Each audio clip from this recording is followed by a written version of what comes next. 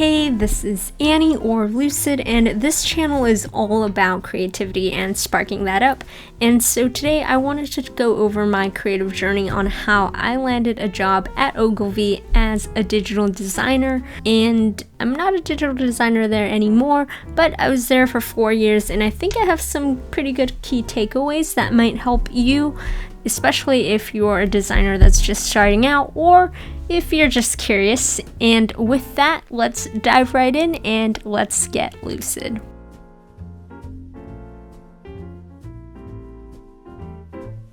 Alrighty, so we're going to have to do a little bit of time traveling, and in order to do so, this video right here might be helpful in giving a little bit of context. So to give it a little bit of context, I don't have a design degree, but I do have some tips on how you can land a design job without a degree. And with that, let's do some time traveling. I was working in New York at the time at an agency called Deep Focus, and I was working specifically in the branch of their content studio called Moment Studio.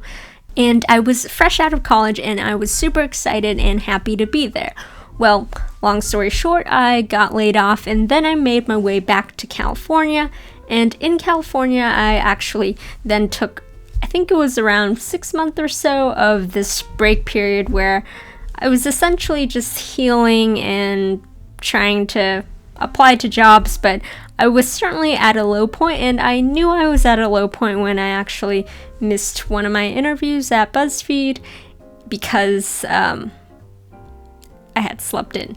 So at this point, I knew I wasn't on top of my game, and on top of that, I was getting a lot of rejections. So I decided to actually contact Glendale Arts, because when I was in New York, they actually contacted me because one of the designers saw one of my art pieces on Tumblr's design blog post, and because of that, I had their contact and actually worked there for I think it was 4 days or so. And within that time period, I actually got hired and interviewed at Ogilvy, and it was just a very fast process. And I actually found the position of being a junior designer at Ogilvy on LinkedIn. And just a quick tip, if you're just starting out with really little experience, going through LinkedIn to get a job might be really hard just because of the sheer amount of applicants that there are. So that's just a little quick tip to keep in mind when you're applying through a space like that. And this was Ogilvy LA, and at the time it was a really small design team. And when I say a really small design team, I mean a really, really small design team.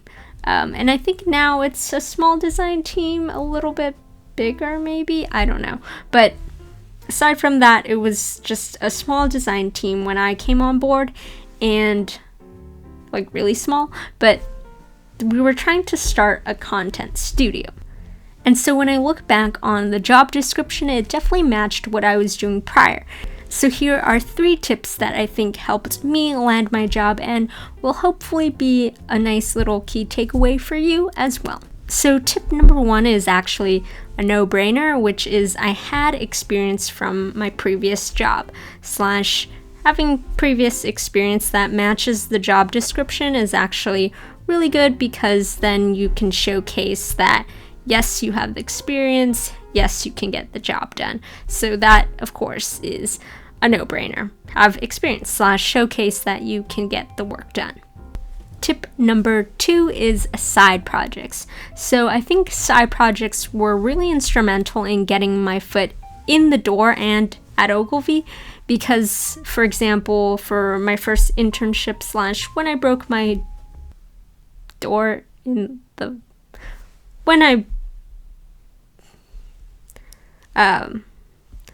I broke my foot in the door, when I got my foot in the door. So for example, if I look back and I think about how I got my internship at Deep Focus / now Engine / Moment Studio, there's a lot of slashes because to some, Moment Studio, part of Deep Focus became Engine Group. And so back on track. Essentially, what I did was I cold emailed them, and in my cold email, I actually attached a little fun, this was my side project, it was a creative showcase of my resume. So instead of, the traditional paper resume that every creative / everyone does anyways, and I decided to actually, I didn't opt out of it completely. I attached that on there as well, but I also included a creative resume, which looked like a video, and it was a kinetic topography, and the concept behind that was me holding posters, essentially mocking designers, but it was more of a fun way to showcase that, so strange that designers hold posters. I get it to showcase the size of it, but to me it was just, you could just hang that up. But for me, I just turned that into a fun little resume that showcased my personality and my skill set. So that worked, and it also worked again for Ogilvy.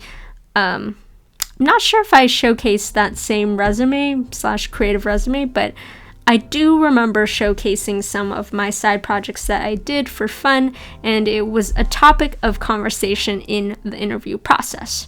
So tip number 3 is actually just a reminder, not really a tip, but a reminder that the element of luck also comes into play.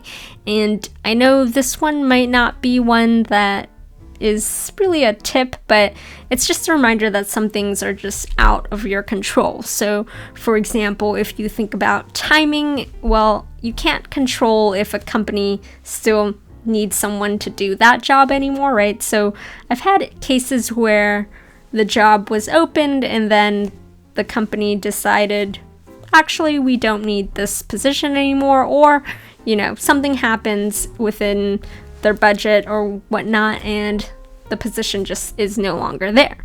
So that's one element of it. And the other is that, on top of timing, there's also, does the person that's hiring think that you are the best fit, right? And that one's hard to control too, because you can only do your best. And that's very subjective as well as to who might be the best, right?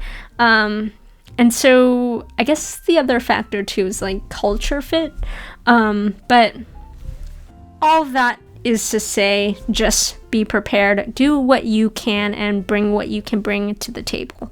And to end, however your creative journey plays out, just remember that the creative process and the creative journey isn't always smooth sailing. It can ebb, it can flow, and it can go high, it can go low, it can sometimes just, be coasting.